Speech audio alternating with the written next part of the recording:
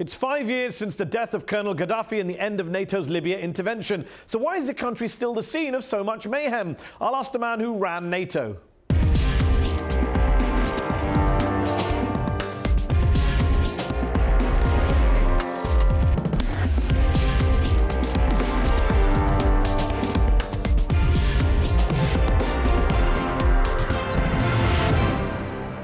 I'm Mehdi Hasan, also on the show. As Iraq's army and the Kurdish Peshmerga try and take back the city of Mosul from ISIL, could this be the first step towards an independent Kurdish state? That's our debate. But first, 5 years ago this week, the former president of Libya, Muammar Gaddafi, was toppled from power and brutally killed by rebel forces after a NATO-led military intervention. Today, though, Libya remains a mess, with armed militias trying to bring down the UN-backed government. So, what responsibility does NATO bear for all the violence? This week's headliner, the former NATO Secretary-General who led the war effort back in 2011 and who also served as Denmark's Prime Minister, Fogh Rasmussen.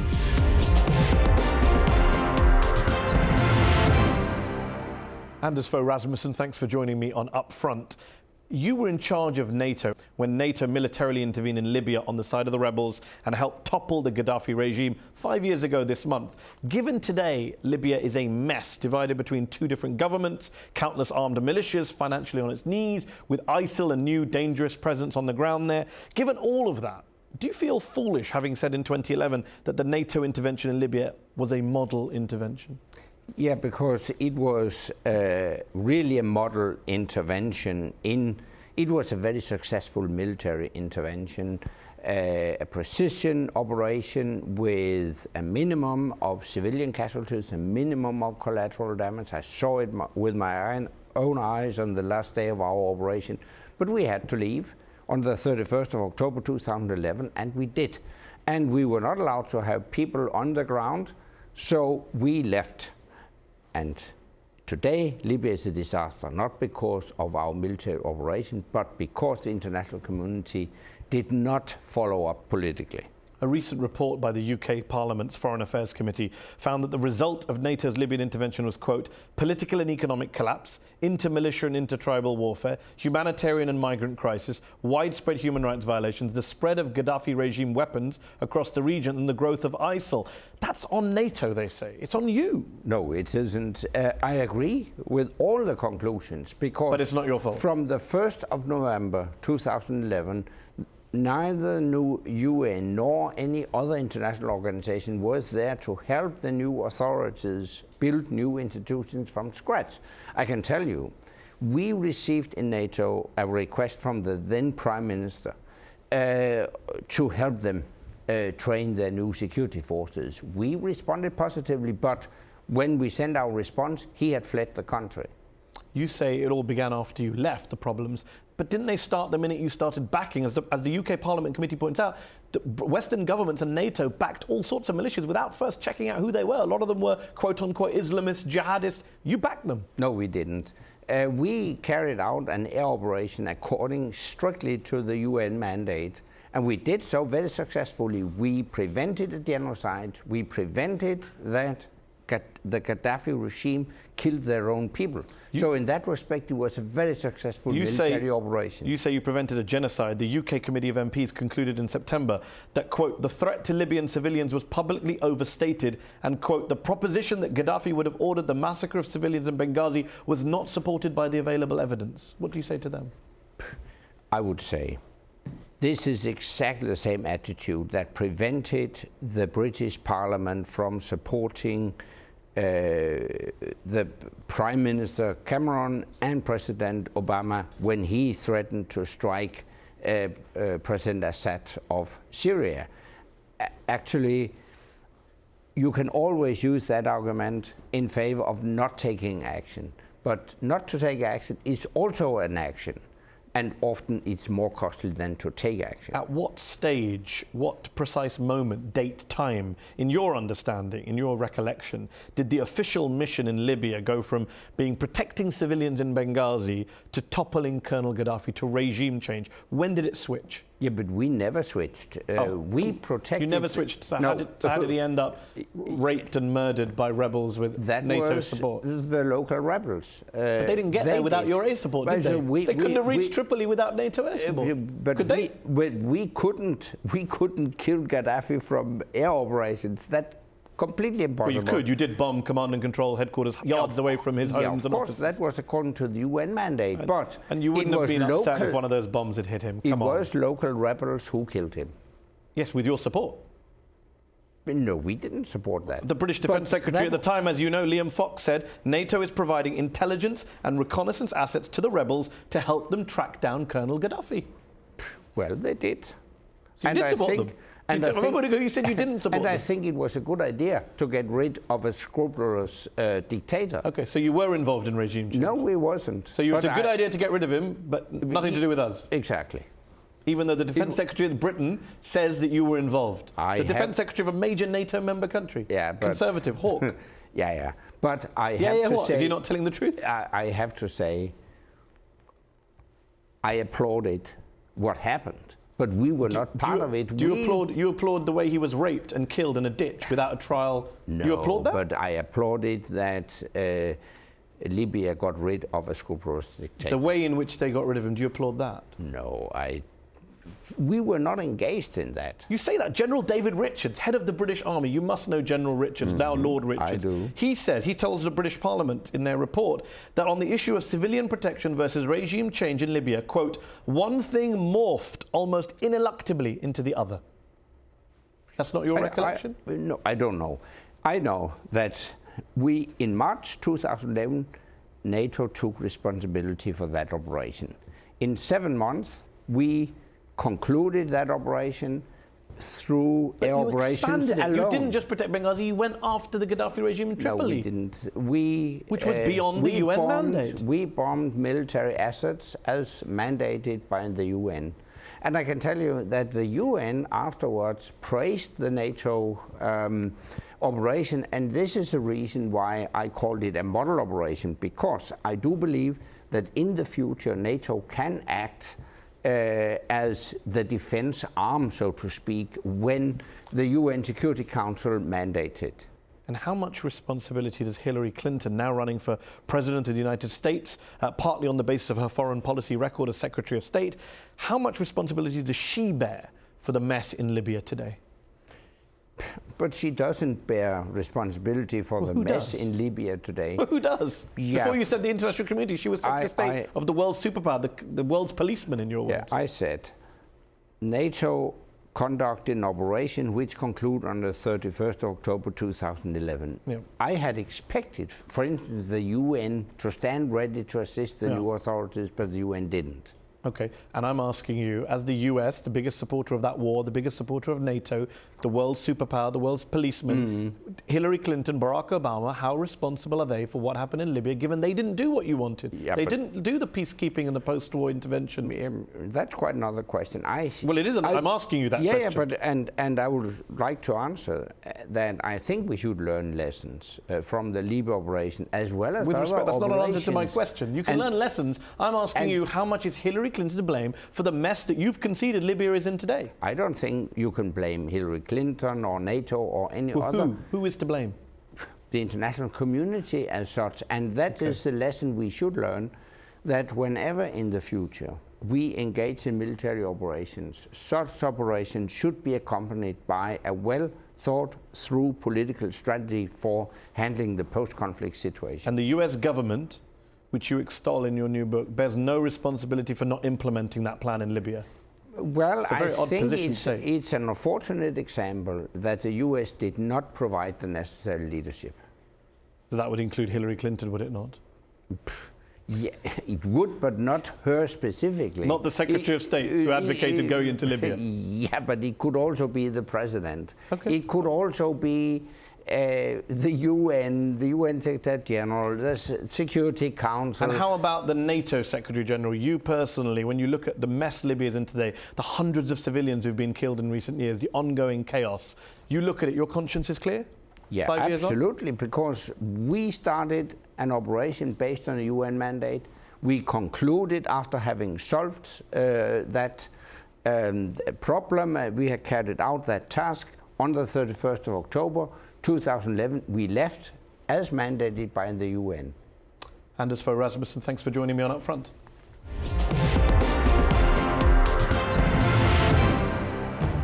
You may or may not have heard there's a refugee crisis in Europe. We're talking about the refugee crisis in Europe. The continent's migration crisis. We've seen Europe's refugee crisis explode. Biggest refugee crisis facing Europe since the Second World War.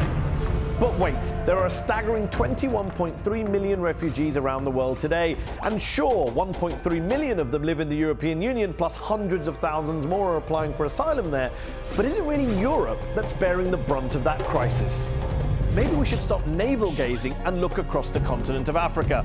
Unlike in richer and more peaceful Europe, refugees in Africa are fleeing from one war-torn region to the next. From Nigeria to Chad, from South Sudan to Darfur. Yes, to Darfur. From Democratic Republic of Congo to the Central African Republic, and from CAR to DRC.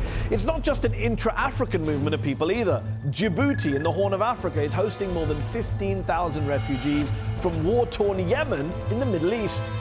Here's the thing though, in sub-Saharan Africa alone there are more than 4 million refugees and a total of 19.5 million people who are of concern to the UNHCR. But you don't often hear about them, do you? I mean, how many of us are even aware of what's happening at Kenya's Dadaab camp? It's the largest refugee camp in the world, but in a move that could displace around 300,000 people, Kenyan authorities are in the process of shutting it down.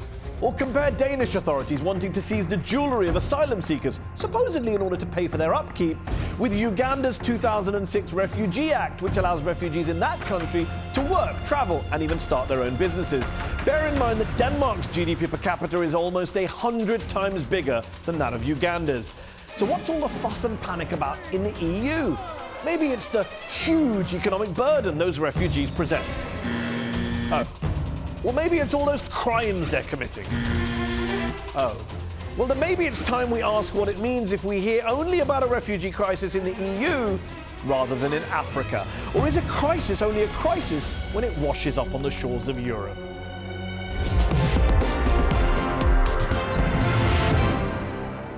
The Iraqi army and the Kurdish Peshmerga have launched their much-awaited assault on the city of Mosul, held by ISIL since 2014. But with some Kurdish leaders adamant that they'll be keeping any territory they retake from the group, could the defeat of ISIL be the first step towards an independent Kurdish state and the breakup of Iraq? Earlier, I sat down to debate this with two Iraqi authorities on the subject. Abbas Kadhim, author, academic and senior fellow at the Foreign Policy Institute at Johns Hopkins University, and Bayan Sami Abdul Rahman, official representative in the US for the Kurdistan Regional Government, the KRG. I began by asking Bayan whether the Kurdish demand for independence is in part a reaction to the massive post-war violence that the country has seen. Definitely our history, and not just since 2003. But our history of being part of Iraq informs our decisions, all of our decisions. And the call for independence is partly informed by that. What have the Kurds in Iraq seen by being part of Iraq? Under the previous regimes in the early years of Iraq, Iraq had coups d'etats, revolutions, bloody transfers of power. The Kurds were marginalized and ignored. Under Saddam Hussein, we had destruction of 4,500 villages, genocide, chemical bombardment. Since 2003, we thought that this was a new era of partnership. But again, the Kurds have been marginalized for the past 2.5 years. We haven't received our budget from Baghdad. There have been many, many disputes. The Peshmerga have never been paid from Iraq's defense budget. There are many, many reasons to want more autonomy or independence. Let me put that point to you, Abbas Kadhim. Yes. You've said that the Kurdish leadership is using independence, quote, as a highly effective blackmail tool. How is Bayan and the Kurdish regional government blackmailing Iraq? Explain that. Well, this is not a personal thing. I mean, I have all respect to the ambassador. Institutional, but the Kurdish regional government. And I have said that. And I also have said But what do you mean by that? What I mean is that every time there was a threat of independence, not really a promise of independence or even a plan of independence. It's one thing to plan something and say, I'm going to have it on this date. It's another thing to say, I will go independent every time you are being told no, or you are not given what you want. But in fairness to that statement, I believe that it's not just the Kurds, but political blackmail is the favorite mechanism all Iraqi politicians but let's are deal using with the against Kurdish, each since other. we're here for the Kurdish issue. To respond to the political blackmail point. I agree that we Iraqis are very good at emotional and political blackmail. I wouldn't say that we're using independence or the promise or threat of independence as blackmail. It's something that needs a process, and we want to declare independence after dialogue and through peaceful means, and that means we need to engage with Baghdad. We don't want to have a war of independence, and we don't want to declare independence in such a way that it causes more instability. We want to engage in dialogue with Baghdad, with all of the parties in Baghdad. At the end of the day, whether we're part of Iraq or we're the neighbor of Iraq, Baghdad will be our biggest partner, whether it's trade, finance, maybe military pacts. We will need each other. And let me ask you both, given that ISIL is still a deadly force in Iraq, being fought on one side by Iraqi forces, so-called Shia militias, Kurdish fighters, the Peshmerga, would a declaration of independence while ISIL is still around not cause instability in the country? It will, and because after all, independence, one big part of the independence is to set the borders between the future Kurdistan and the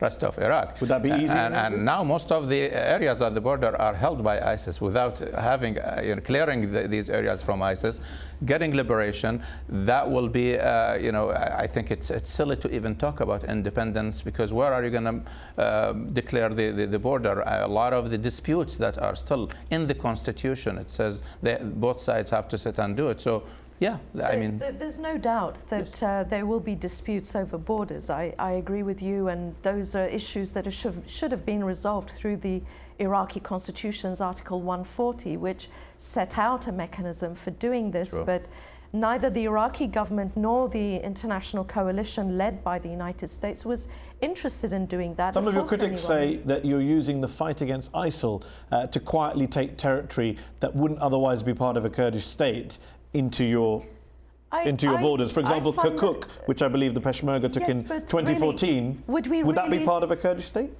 Kirkuk, we believe, is part of Kurdistan, absolutely. And you now control it thanks to having taken it from ISIL. Does it automatically become part of a No, we need Kurdish to state? come to a power-sharing arrangement with all of the people in Kirkuk and other areas. We need to be mindful of the different people that live in Kirkuk, in Nineveh. There are Christians, Assyrians, Yazidis and others, as well as the Turkoman. There are many, many diverse groups in these disputed territories. We need to have a real power-sharing mechanism for them, and they need to be given the choice. But the choice is the key word or the key phrase. And coming to the subject of choice, Abbas Kazim, isn't the problem that the Kurds have a choice to go independent? Maybe if the Baghdad government wasn't so allegedly corrupt, dysfunctional, incompetent, whatever you want to call it, whatever the critics say, you wouldn't have a situation where part of the country is trying to split away. No, well, that's absolutely sure. I'm a big critic of the government in Baghdad. That's well known, and it's my record. But also, the corruption goes on both sides of the border. The KRG has also, the Kurdish or Kurdistan regional government has also many political problems. Indeed, as we speak, the disputes and division within the KRG is probably as big, if not bigger, than it is in Baghdad. So the Iraqi government is corrupt. It has many problems. It has not done well by the Kurds, but also the other side, the Kurdish government, has been also part of this dysfunctional arrangement. Let me ask Bayan about the Kurdish government. One of the claims that Kurdish officials often make, part of the kind of PR effort that Kurds make abroad, that you're free and democratic, unlike a lot of other parts of that region. And yet you have a president, Masoud Barzani, whose term expired more than a year ago, who blocked the Speaker of Parliament from entering the Kurdish capital, whose nephew is the Prime Minister, whose son is the intelligence chief. Many would look at that and say, that's not a very democratic place. We say that we're democratic, but we don't say that we're perfect, and we've never claimed that. President Barzani is the president of Kurdistan. He is recognized as such. He is the commander-in-chief, and all of the Peshmerga follow his orders and fight ISIS united. With regards to the issue of democracy, there is more democracy in Kurdistan. There is more freedom of speech. Women have a better position in society. religious freedom is respected more in Kurdistan, I would argue, than pretty much most of the Middle East. These are things that we can build on. I've never said that we're perfect. I don't think we've ever claimed that. Abbas, is it resentment on the part of Iraqi Arabs that the Kurds do seem to have this stronger democratic system? They seem to have a more popularity abroad. The Peshmerga are often romanticized in the Western media in the way that a lot of Iraqi militias are not. Does that bother Iraqi Arabs? Is it a resentment of the Kurds on the Iraqi Arab side? Not at all. I think that if anything, I mean, speaking from personal experience, I'd be happy for them to have a perfect democracy and even an independent state if that's what they choose. The only thing is that the premise is problematic. I do not believe that they have that democracy to be envied. We just saw this activist caught, and his head was and eyebrows were shaved for just writing something they didn't like. So that's a problem. Journalists get killed. Yes, there is maybe some freedom of speech, but not without so many red lines that if one crosses, it might cost them their life. But the problem is, as Bayan pointed out, relative to the rest of the region, and even relative to the government in Baghdad, the human rights situation is probably better there, is it not? No, I don't believe it's better. I think that even inside Iraq, there are issues. Look, for years, Iraqis have been. The record speaks for itself. I've never said that Kurdistan is perfect. I don't think any of us have. But I think to compare Kurdistan... I don't think anyone's asking for perfection. But just to compare Kurdistan to the rest of Iraq, I think is quite a remarkable statement. It is a remarkable statement because it's true. Because if you are comparing security, it's a different question. But the question is about freedom of expression. Just compare the demonstrations that have been going in Iraq against the government. They even sacked the parliament and the Council of Ministers, and no repercussions. And compare that with the demonstrations that criticize. If you want to criticize Masoud Barzani, you have to go to Sulaymaniyah.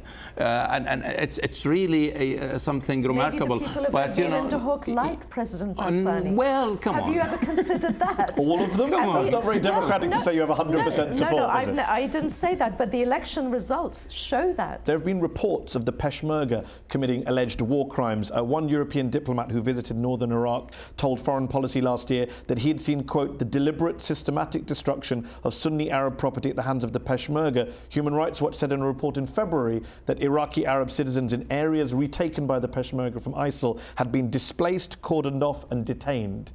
What's your response to such reports? There was a very, very detailed response, village by village response to the Human Rights Watch report that outlined what happened in every single village. So you don't accept those findings? On the whole, no. There were some findings, there were some places where there were negative, let's say, incidents. But on the whole, these were areas that were taken from ISIS. Either they were booby-trapped and nobody could go back, or they were in the front line. They were in the no man's land between ISIS and the Peshmerga. It would be crazy for people to go back. Let me say this to both of you. I'm happy to share that report with you. I think it's out there in public. I'm sure people can see it online if they want to. We're running out of time. Very quickly before we finish, two quick questions. One is, the history of partition isn't a happy one, is it? I mean, from India and Pakistan to Palestine to Cyprus to the Balkans most recently, it does tend to lead to a lot of bloodshed when you partition a country. Are you worried about that? The history of one Iraq hasn't been a happy one either. We have had genocide after genocide, not just one. It has been an unhappy marriage. And I think Abbas and I agree that people who want self-determination should decide for themselves. I think we're... Do you worry, Abbas, that if the Kurds do go down the independence route, actually declare independence, the Iraqi government would turn violently against them over borders, over oil? Well, no. The question is, again, this with a caveat, is depends on what map they want to have. So there is a caveat. Yes, if the map that as Kurdistan government now is presenting that goes all the way to Mendeley, I guarantee you that there will be war for it. But if the map is something that is negotiated between Baghdad and Kurdistan, definitely, first, the Kurds have every right to have that on every level, moral, political, and legal, to have a negotiated, mutually agreed upon map. And also, it is the moral obligation of Iraq, the region and the international community to help them have that and create a mutual. Final question to you both, prediction time. Will we see an independent sovereign Kurdistan in 5 years' time, or even 10 years' time, Bayan? Yes. 5 years, no. 10 years, possible. Yes. Okay. We'll have to leave it there. Thank you both for joining me in the arena. That's our show. Up Front will be back next week.